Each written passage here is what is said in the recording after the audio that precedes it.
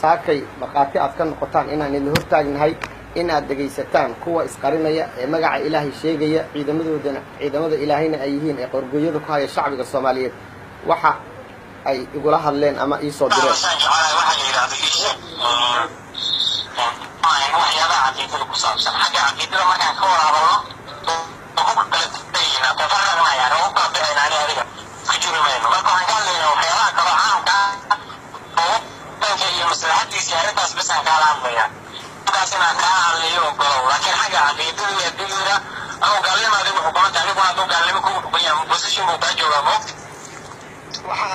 waxaan ku gaaloobay aayadda aan diinta islaamka uga baxay inaad ii akhrisaan jeclaan lahaa marka hore inta aadan su'aalaha kale aadan i weydiinin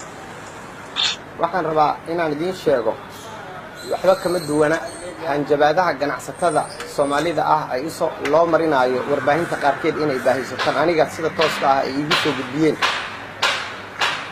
waxaan idin weydiin lahaa wax iska bedeleen dhaqdhaqaaqaygii nololeed iyo shakhsiyadeed iyo shaqo ee aan u hayay qaranka Soomaaliyeed jawaabtu waa maya haddii aad fursad u siisaan maleeshiyada al-shabaab in aad codkooda baahisaan maalinta dambe idinku laftiinni sida ay xayiraadaha ay sheegeen inay ku soo rogeen garoomada qaarkood garoonka loogu hadalhaynta badan yahayna uu yahay kan ku yaalla Maka al-Mukarrama dabadeeda waxaa dhici doonta idinkuna inay handadaad idin la yimaadaan waxaan rajaynayaa inaad nagala qayb gashaan halganka aan ugu jirno sidii Soomaaliya looga xoreyn lahaa burcadda duulaanka ku ah dowladnimada Soomaaliya waa mahadsantiin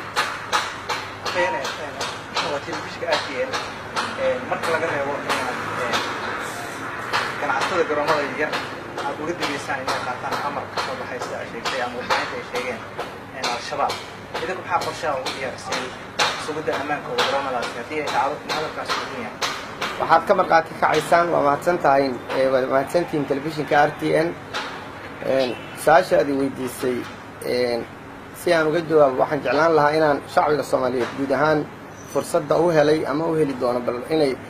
codkeena aad gaarsiisaan idinku inaad ka markhaati kacaysaan in laamaheena amnigu ay sugayaan amniga magaalada Muqdisho iyo guud ahaan dalka Soomaaliya waxaad garanaysaan saakay suurtagal ma noqoteen haddii uusan amni ka jirin magaalada Muqdisho inaan halkan isugu imaano shirka jaraa'idna aan ku qabanno